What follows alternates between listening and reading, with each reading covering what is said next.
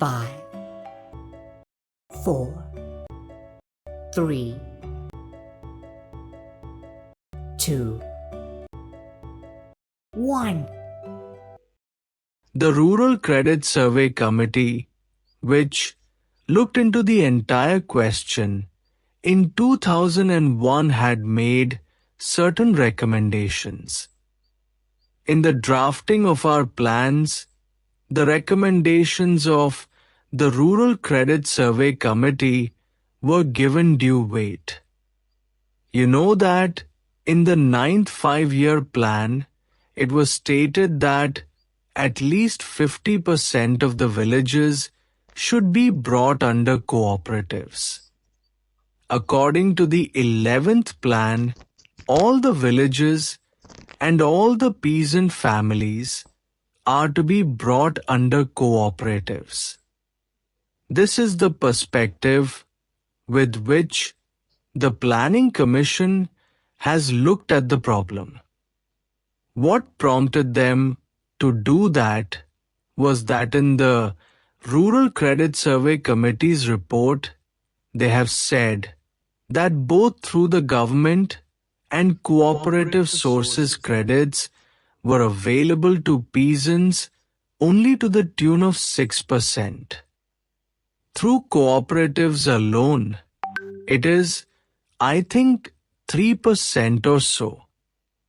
The other sources of credit to the peasants are the original money lenders.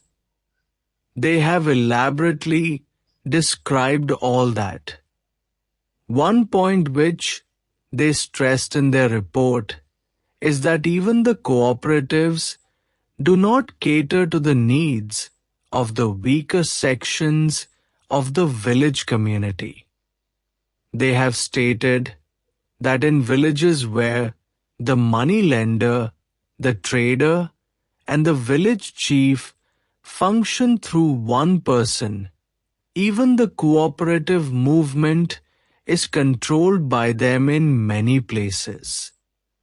If they are outside the cooperative movement, they will sabotage it from outside. If they are in control of it, they will sabotage it from within. So, even the 3% credit which had gone to the peasantry in the name of the cooperative movement did not reach them really. So, they made it a point in their report to stress that in future we should see that the credit really goes to the weaker sections of the village community. Now, sir, after the report of the Rural Credit Survey Committee, we have been working for the last few years. I do not think that a proper evaluation has yet been made as to how the present-day cooperative societies are working. As far as extending the facilities to a larger section of the rural population is concerned, the cooperative movement has succeeded. My point is whether this emphasis that the committee had laid on taking special care to see that these facilities reach all the lower sections has been properly worked out. Another point is that even in the matter of extending the activities of the cooperatives, we have not reached the target which was fixed in any of the plans. Now, they want to make it universal, but even during the 9th 5-year plan, or even during the 10th 5-year plan, the target that was placed before the country was not reached. It was estimated that 2,000 crores rupees are needed for agricultural operations every year, of which 800 crores rupees would be financed from their own earnings.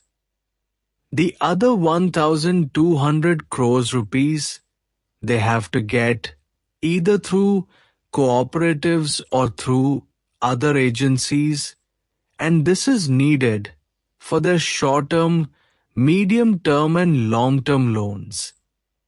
For all this, of course, the cooperative department have made certain plans, and they have made certain studies under the leadership of the V.L. Mehta Committee, and they have really made certain concrete and helpful suggestions to improve the working of these cooperatives.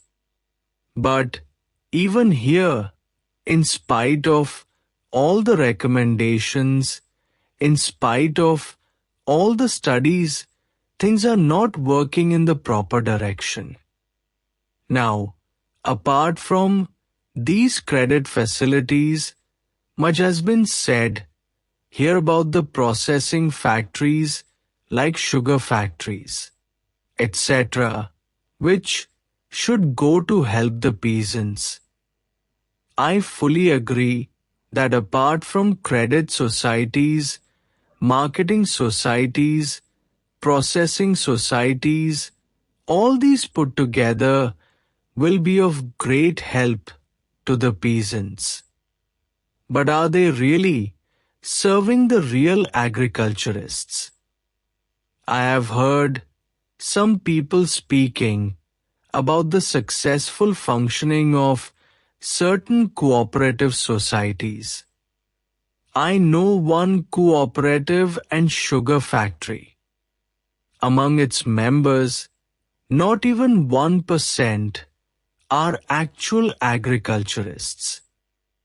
Just like a joint stock company, shares are sold, capital is raised, and they are running a proper factory.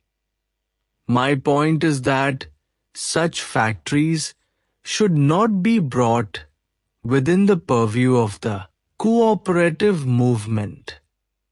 They should be treated as ordinary joint stock companies. I will quote another example which is to be followed, and that is the Weaver Society. There, they have made it a point that among its members, at least 80% or 90% should be weavers themselves. They have made that a strict rule. If that is so, if such principles are accepted and adhered to, then these processing societies will be of immense help to the peasants. Otherwise, in the name of helping the peasants, some people escape the other obligations that may accrue from running a joint stock company and are taking the benefit. I do not feel it proper to invest money in large-scale enterprises on a cooperative basis.